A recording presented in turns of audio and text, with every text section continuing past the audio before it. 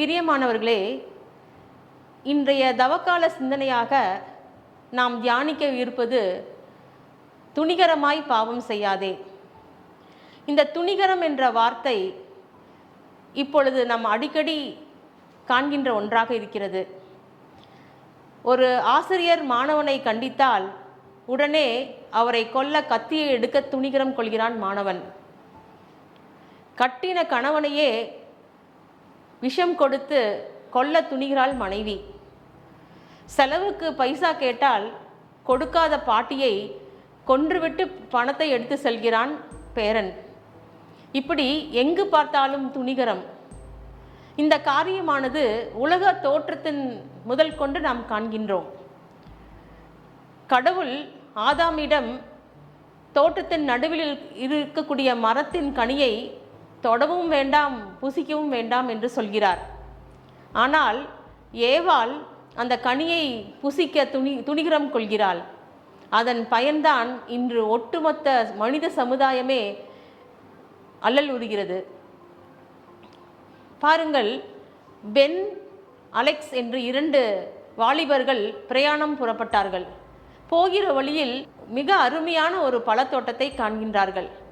அந்த பழங்களை பார்த்தவுடன் அலெக்ஸ் சில பழங்களை பறித்து கொள்ளலாம் என்று ஆலோசனை கொடுத்தான்.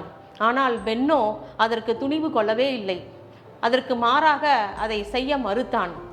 அலெக்ஸ் தான் எடுத்த முடிவில் நின்று தோட்டத்திற்குள்ளாக சென்று பழங்களை பறிக்க ஆரம்பித்தான்.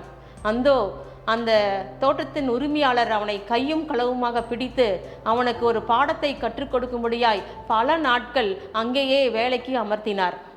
பென் தன்னுடைய பிரயாணத்தை தொடர்ந்து செல்கையில் அவன் ஒரு அழகிய கிராமத்தை வந்து அடைகிறான். அந்த கிராமத்து மக்கள் அவனை வரவேற்று உணவு கொடுத்து இருக்க இடம் கொடுத்து பராமரித்தார்கள். வழியிலே நடந்த காரியத்தை அந்த மக்களோடு அவன் பகிர்ந்த போது மக்கள் பென்னின் ஒரு உண்மைத்தனத்தை குறித்து ஆச்சரியப்பட்டார்கள். தொடர்ந்து பிரயாணத்துக்கு தேவையான உணவுகளையும் கொடுத்து அனுப்பினார்கள். பிரியமானவர்களே, துணிவு கொள்ளும்போது அதன் முடிவு ஆசீர்வாதம். ஆனால் துணிகரம் கொள்ளும்போது நமக்கு உண்டாவது வேதனை.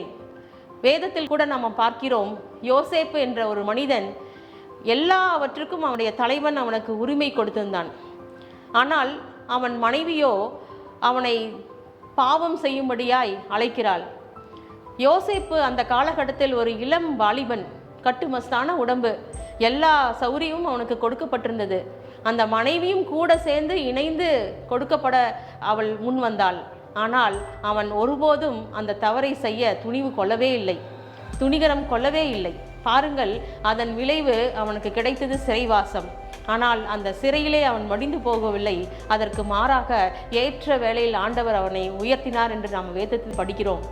பிரியமானவர்களே, வாழ்க்கையில் நமக்கு கட்டாயம் துணிவு தேவை. ஆனால் ஒருபோதும் துணிகரம் கொள்ளவே கூடாது. ஆமேன்.